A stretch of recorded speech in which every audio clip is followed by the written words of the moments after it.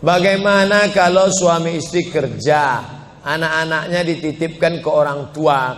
Apakah suami istri ini zalim? Ya, zalim. Berapa kali ibu kita itu tidak jadi sholat duha dulu 30 tahun yang lalu. Mak, kau tak jadi sholat duha gara-gara aku kencing di kainmu. Kau tak jadi tahajud malam karena aku menangis. Coba ibu bapak pulang ke rumah, kalau emaknya masih hidup, tanya berapa bulan aku nangis dulu. Ustaz sudah nanya, udah saya tanya emak saya. Mak, aku dulu nangis berapa bulan tiap malam? 7 bulan kau tak pernah berhenti menangis tiap malam. Itulah maka suara saya kuat ceramah. 7 bulan, asal sudah jam 6 sore kau gas sampai azan subuh. Ganti-gantian kami mengendong. Jadi kita ini mesti kita tanya itu. Sekarang setelah anak kita besar, anak kita pula kita titipkan ke dia. Dia tidak pernah menolak cucu karena tidak ada nenek tak sayang pada cucu. Kita yang berpikir kapan kita bahagiakan dia. Belikan kain, buatkan baju yang dia suka, apa yang dia senangi, berikan makanan. Mereka tidak minta banyak, yang mereka minta adalah kebahagiaan, kesenangan di hari tuanya. Itu saja. Jangan sampai kita menyesal setelah dia mati meninggal dunia, barulah menyesal. Berapa banyak WhatsApp masuk pesan ke saya, Ustaz, dulu saya cuek, saya tidak merasa perlu. Setelah dia meninggal barulah saya merasa anak durhaka, Pak Ustaz. Enggak saya balas WA-nya. Apa hukumnya bagi muslim berdiam jika ada kemaksiatan di depan matanya, padahal kita bisa menghentikannya, meminimalisirnya? Man ra'a minkum mungkaran, siapa di antara kalian yang melihat kemungkaran, falyughayyirhu biyadihi, robah dengan tangan. Dengan tanganmu kau robah. Tidak bisa dengan tangan, fabilisani, dengan lidah. Jangan minum khamar, jangan berzina. Tidak bisa dengan lidah, fabi qalbi, dengan hati. Jangan kau ikut. Gimana dengan tangan, Pak Ustaz? Tangan saya kan nggak bisa melarang orang jual khamar. Buatkan perda, peraturan daerah, tidak boleh jual khamar. Wah, ini anti kebinekaan. Banyak orang lain mau minum khamar. Pergi ke Papua, peraturan gubernur Papua, tidak boleh jual khamar di sembarang tempat. Bukan muslim mereka. Kenapa? Karena efeknya kalau sudah minum kelahi, tawuran, bunuh-bunuhan. Dan mereka ngerti itu. Padahal mereka, kau bukan saudaraku satu keyakinan, tapi kau saudaraku satu kebangsaan. Sama-sama menganggap, memahami bahwa khamar itu merusak otak akal manusia. Mau Hindu, mau Buddha, mau Kristen, mau Ortodok, mau Koptik, semuanya percaya bahwa ngelem itu tidak baik. Betul? Tunjukkan saya mana agama yang mengatakan boleh ngelem. Nggak ada. Oleh sebab itu maka cegah kemungkaran. Dengan apa? Dengan perda, peraturan daerah. Yang buat perda itu siapa? Yang buat perda itu siapa? DPR. Yang milih DPR siapa? Kita. Kapan kita milihnya? 2019. Allahu Akbar. Kalau begini banyak suara, begini banyak. Wah, politikus kalau sudah melihat orang banyak begini, beda dengan pedagang. Kalau pedagang melihat banyak, dia pikir ini untungnya berapa nih. Tapi kalau politikus melihat banyak, wah ini 2 kursi nih katanya. Oleh sebab itu ramaikan masjid, semangat sholat subuh berjamaah. Allahu Akbar. Ada hadis menyatakan sebaik-baik shop wanita di belakang. Tapi di sebagian masjid shop berjamaah wanita ada yang di sebelah dengan pria, dikasih pembatas. Mohon penjelasannya. Kenapa perempuan lebih baik di belakang? Karena tidak ada satir. Satir itu kain penutup hijab. Makanya perempuan lebih baik di belakang. Karena di antara perempuan dan laki-laki itu ada anak kecil dipasang sop di belakang. Maka perempuan yang di belakang itu paling baik karena dia tidak melihat laki-laki. Laki-laki paling baik di depan karena dia tidak melihat perempuan. Sedangkan kalau ada temboknya, ada dindingnya, ada kainnya, bisa dibuat di samping Masjid Istiqlal, itu dibuat di samping kiri atau di atas. Masjid Hasan II di Casablanca, Maroko, itu dibuat di atas. Jadi yang menjadi illat sebab hukum dalam hadis itu bukan depan belakangnya, tapi dinding pembatasnya. Nah, maka ada pembatas. Masjid ini sudah baik, bisa dibuat di atas, bisa dibuat di samping, dan kalau jamaah tidak banyak, dibuat di belakang, dibuat dengan tirai. Tirainya penutup sampai ke kepala. Karena ada juga tirai saya lihat hanya sampai ke pinggang. Itu nggak ada gunanya, karena orang tetap bisa melihat. Nah, ini masalah melihat.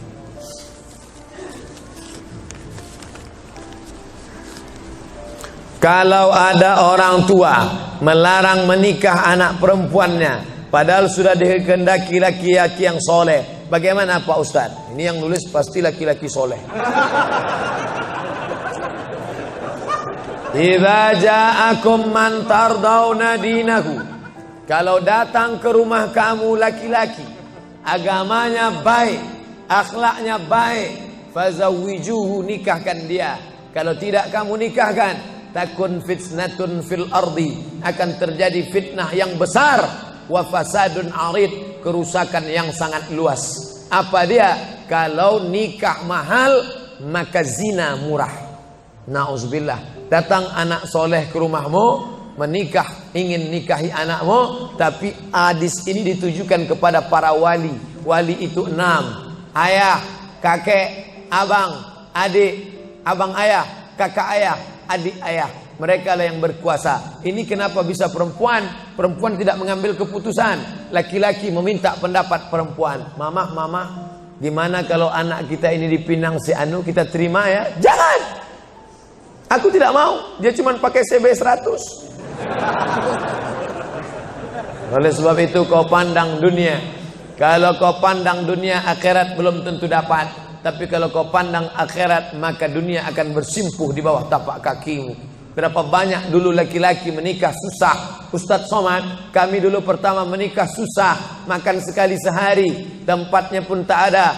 Ketika kami itu numpang, kalau kami bertamu ke rumah orang, orang tidak buka pintu karena dianggapnya kami akan minjam beras. Tapi hari ini luar biasa, punya hotel, perusahaan, karir, megah, mewah. Yang dulu sepele, jangan pernah menyepelekan orang, karena yang memberikan rezeki Allah. Innama amruhu idza arada syai'an ayaqula lahu kun.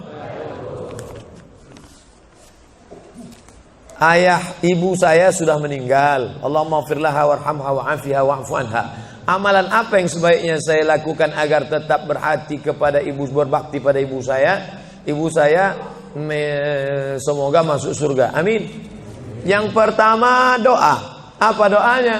Rabbil firli wali walidayya warhamhuma kama rabbayani saghira. Allahumma ighfir laha warhamha wa'afiha wa'fu anha. Ya, enggak bisa bahasa Arab Pak Ustaz, bahasa Indonesia. Ya Allah, jauhkan emakku dari neraka jahanam, berikan dia kebaikan, jadikan kuburnya salah satu dari taman surgamu, jangan jadikan kuburnya salah satu lubang nerakamu, berikan dia ketenangan ya Allah, ampunkan segala silap salah dosanya ya Allah. Yang pertama.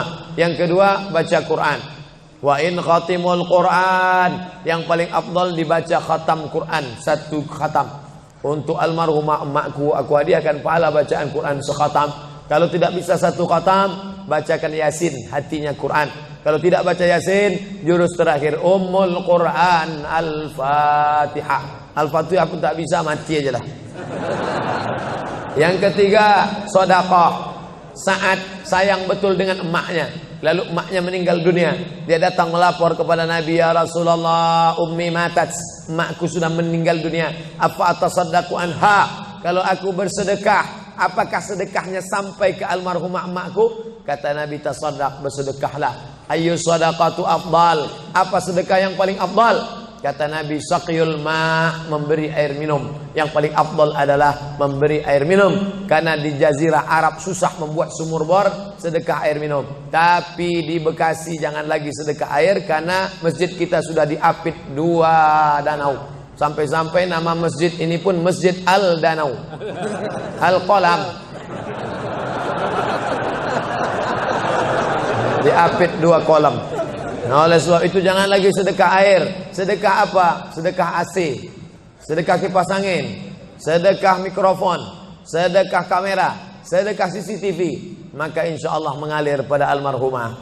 Yang pertama doa, yang kedua baca Quran, yang ketiga sedekah, yang keempat kurban. Nanti mau hari raya kurban, ini 1 kambing untuk almarhumah emakku. Yang kelima haji. Kalau dia dulu belum haji, badal hajikan. Yang keenam puasa. Mana tahu dulu ada puasanya tinggal, kita laksanakan puasa. Man mata, siapa yang mati, wa alaihi syamun, punya utang puasa, shoma anhu waliyuhu, maka ahli warisnya melaksanakan puasa untuknya. Bolehkah di sujud akhir kita berdoa dengan doa yang ada dalam Quran? Aqrabu ma yakunul abdu min rabbih wa huwa sajid. Seorang hamba paling dekat dengan Allah bukan di Makkah. Saya merasa dekat betul dengan Allah ketika di Ka'bah, Pak Ustadz. Lalu bagaimana dengan orang miskin yang tak punya duit untuk ke Makkah? Maka orang paling dekat dengan Allah wa huwa sajid, waktu sujud terakhir. Fa'aksiru fihi doa, perbanyaklah doa di sujud terakhir, tapi jangan bahasa Indonesia. Karena kalau dia ucapkan ya Allah tolong aku, batal salatnya. Pakai bahasa Arab. Kalau nggak bisa bahasa Arab, dalam hati saja. Berapa lama sujud terakhir itu? Sampai Sayyidatuna Aisyah mencubit tangan Nabi dari balik kain. Selesai sholat Nabi tanya, Aisyah, kenapa kau cubit tanganku tadi? Kata Aisyah, kusangka kau sudah sakratul maut ya Rasulullah. Saking panjangnya doa Nabi.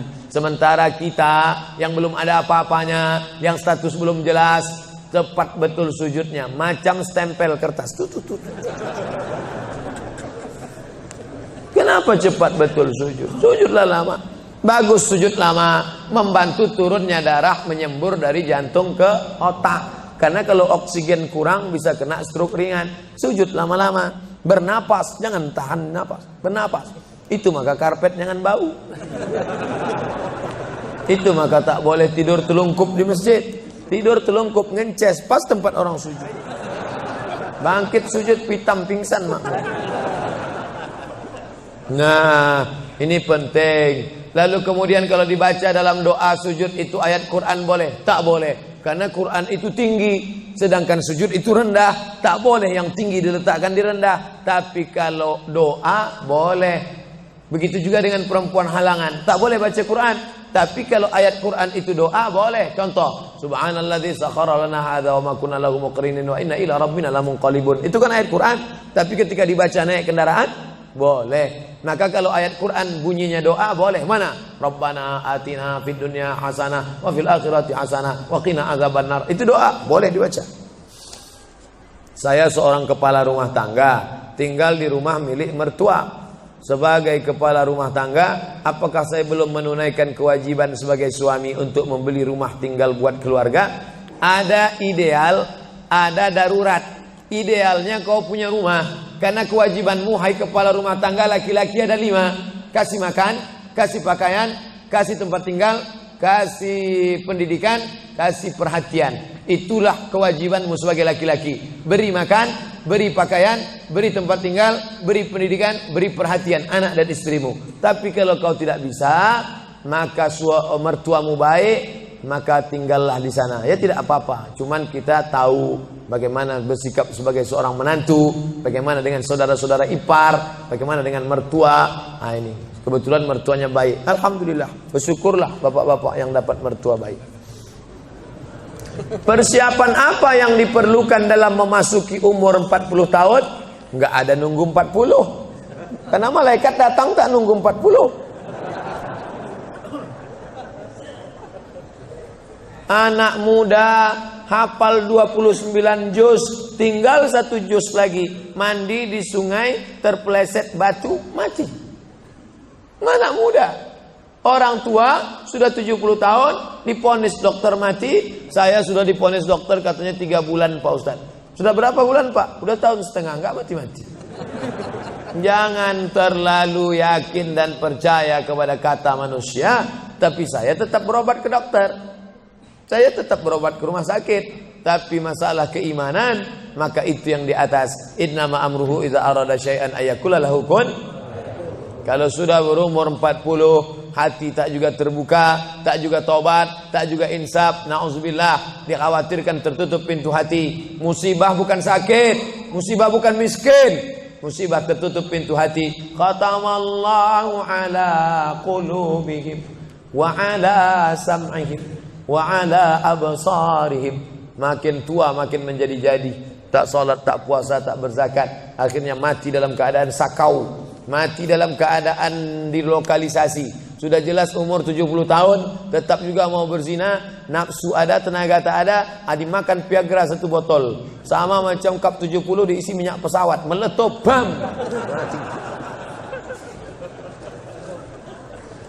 Bagaimana hukumnya kalau sedang sa'i baca Mars, Banser, dan membacakan teks Pancasila yang videonya sekarang sedang viral?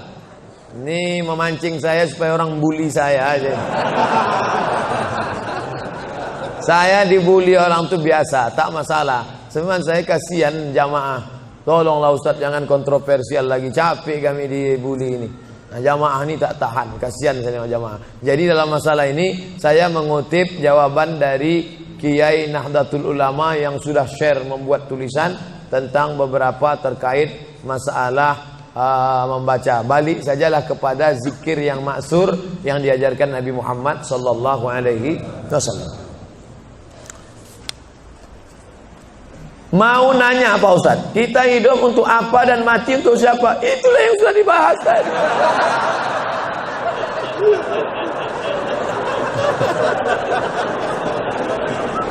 Artinya pertanyaan ini dibuat sebelum pengajian tadi. Maka enggak boleh suuzon. Kertas terakhir. Ada lagi? Jangan lupa kertas, like kenapa Allah membolehkan poligami? Kenapa hikmah? Fankihu ma taba lakum minan nisa.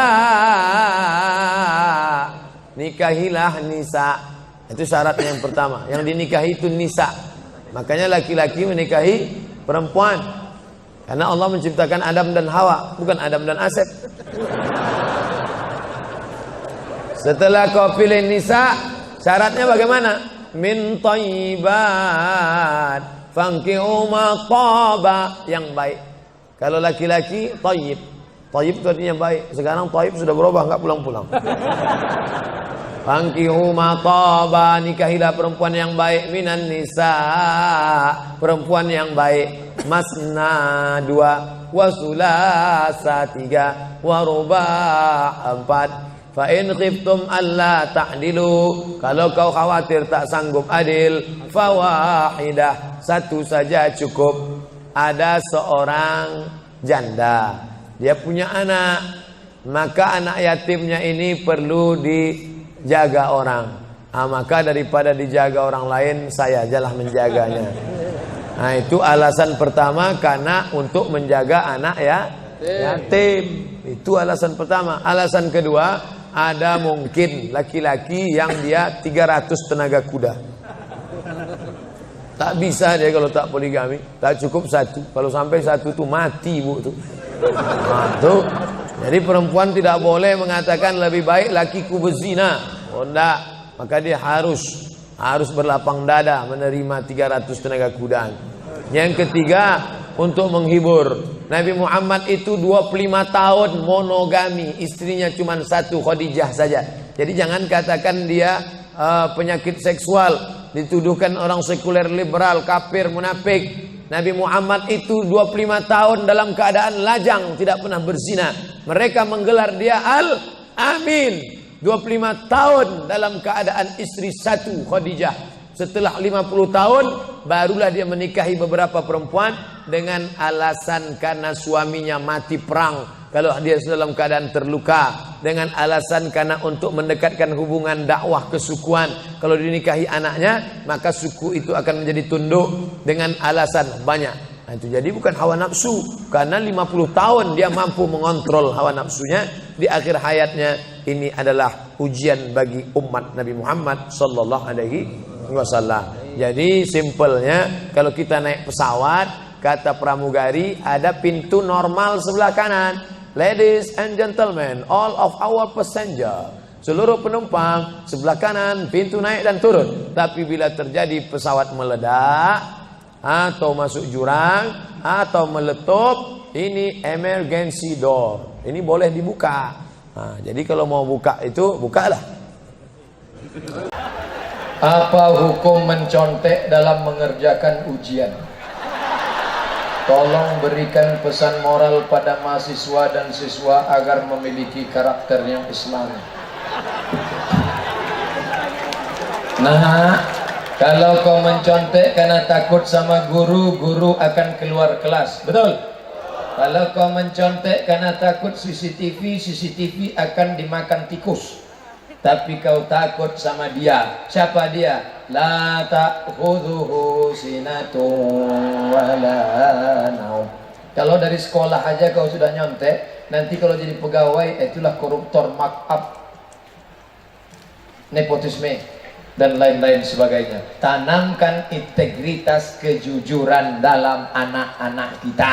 Makanya diajarkan puasa 30 hari. Saat puasa masuk kamar mandi, kunci tutup pintu, ada air, kau haus, menengok air di bak macam cendol cincau.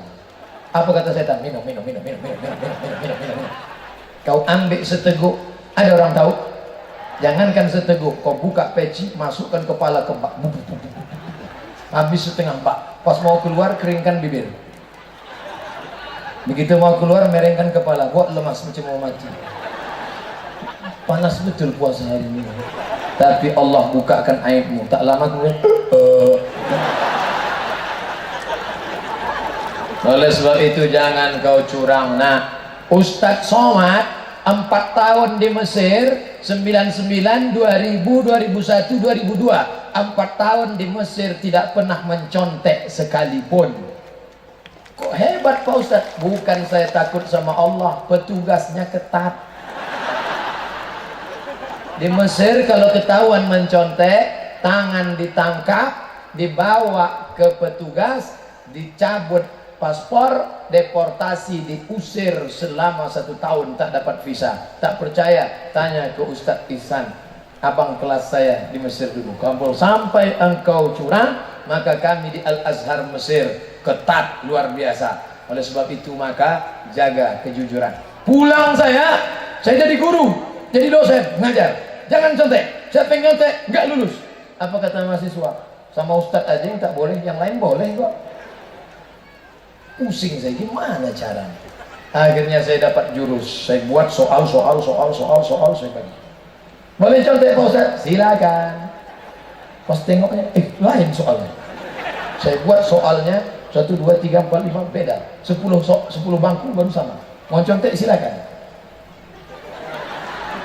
Maka guru harus cerdas. HP-nya sudah cerdas. Sahkah seorang ayah menikahkan anak hasil zina? Bonceng sana, bonceng sini, bonceng sana, bonceng sini, bonceng sana, bonceng sini, gembung masuk angin. Hamil 2 bulan, 3 bulan, 4 bulan, 5 bulan. Sebelum lahir dinikahkan. Itulah akad nikahnya, bapaknya giginya rapat. Aku nikahkan engkau dengan anak kita. Jangan datang sini lagi. Karena anak dalam keadaan hamil, baik 6 bulan maupun lebih maupun kurang, maka anak yang nikah tadi nikahnya sah. Nama bukunya Al-Fiqhul Al-Islami wa Adillatuh. Nama penulisnya Syekh Wahbah Az-Zuhaili. Nikahnya sudah sah. Itulah mengapa Pak Kua, Bapak Kementerian Agama, tidak pernah bertanya, ini berapa bulan? Itu bukan pertanyaan Pak Kua, itu pertanyaan dokter. Nikahkan sah. Yang jadi masalah, setelah anak lahir muncul 4 masalah. Masalah yang pertama, anak ini kalau lahir tak boleh pakai bin bapaknya. Jadi pakai bin apa? Terserah. Bin kepiting, bin Long Beach, bin Batu. 2, nanti kalau si bapak mati, anak tak dapat harta warisan karena tak ada hubungan nasab. 3, ternyata lahir anak pertama laki-laki, habis itu lahir adiknya perempuan. Si bapak mati, si abang anak pertama tak bisa jadi wali karena dia saudara seibu, saudara seibu tak bisa jadi wali. 4, lahir anak pertama perempuan cantik, gadis jelita, dipinang oleh anak lajang. Ketika nikah, maka si bapak tidak bisa jadi walinya, maka walinya wali hak. Apa salah saya? Ini anak saya. rambutnya sudah tes DNA, air liur sama matanya sama, coba tengok mirip. Itu bukan anakmu Mas Bro, anak saya. Bukan. Kenapa? Karena kamu mencoblos sebelum hari H. Hai anak-anakku yang perempuan, hai adik-adikku yang perempuan, kalau datang anak lajang menggodamu, merayumu, Adinda, mau nggak sama abang? Datang kau ke rumah kalau memang kau jantan. Kalau kau jantan, datang ke rumah. Kalau di sini jantan ayam, datang ke rumah. Karena kalau kalian mau dipegang-pegangnya, dibawanya jalan-jalan, dibawanya naik motor, maka nanti kalau terjadi sesuatu hal yang hamil 9 bulan 10 hari, laki-laki apa perempuan? Perempuan. Yang melahirkan anak meregang nyawa, laki-laki apa perempuan? Perempuan. Yang sakit, yang keguguran, yang nipas, yang wilada, perempuan. Maka jaga kehormatan kalian, anakku, adikku, saudaraku. Saya bukan menceramahi, saya sedang memberitahu adik saya, anak perempuan saya, keponakan saya, jaga kehormatan kalian. Kalian pun yang lajang-lajang, jangan kalian rayu-rayu perempuan, jangan kalian goda-goda. Perempuan ini adalah adik kalian, perempuan ini adalah kakak kalian. Bagaimana kalau adik perempuan kalian dikorbankan orang? Bagaimana kalau kakak perempuan kalian diperkosa orang? Bagaimana kalau saudara perempuan kalian dianiaya orang? Maka jangan lihat perempuan sebagai korban. Siap jaga perempuan? Sudah, mereka sudah berjanji. Adapun yang sudah sempat pacaran, cari nomornya, cari di HP, delete. Buka FB, cari namanya, unfriend. Buanglah mantan pada tempatnya. Pak Ustadz, saya ingin nanya, ingin menjadi orang beriman. Antuk minabillah, percaya sama Allah. Wa malaikatihi, percaya malaikat. Wa kutubihi, percaya pada Quran, Zabur, Injil, Taurat. Wa rusulihi, percaya kepada Rasul Adam, Idris, Nuh, Salih, Ilyas, Ilesa, Zakaria, Musa, Yahya, Isa, Daud, Sulaiman, Ayub, Syukri, percaya kepada hari kiamat, bahwa dunia ini akan hancur berkeping dan engkau akan mati. Yang terakhir, percaya kepada takdir. Tapi takdir ini jangan main-main dengan takdir. Ini sekarang banyak orang main-main dengan takdir. Anak mahasiswi pulang ke kampung, pacaran, hamil. Setelah hamil bapaknya marah. Kenapa kau hamil? Kenapa bisa hamil? Ayah, terima aja, ini takdirnya. Pulang kampung nilai IP 2,0. Kok ku kasih uang, ku belikan motor, ku belikan rumah, ku kasih duit. Kenapa bisa IP mau 2,0? Ayah, ini 2,0 ini takdirnya. Menjadi orang Bengkulu, menjadi orang Jawa, menjadi orang Batak, menjadi orang Minang, itu takdir yang tidak bisa dipilih. Ada bapak memilih jadi orang Bengkulu? Tidak. Abdul Somad jadi orang Riau? Kita tidak pernah milih, karena malaikat tidak pernah bawa kertas multiple choice. Kau mau jadi orang apa? Arab, Batak, Cicino.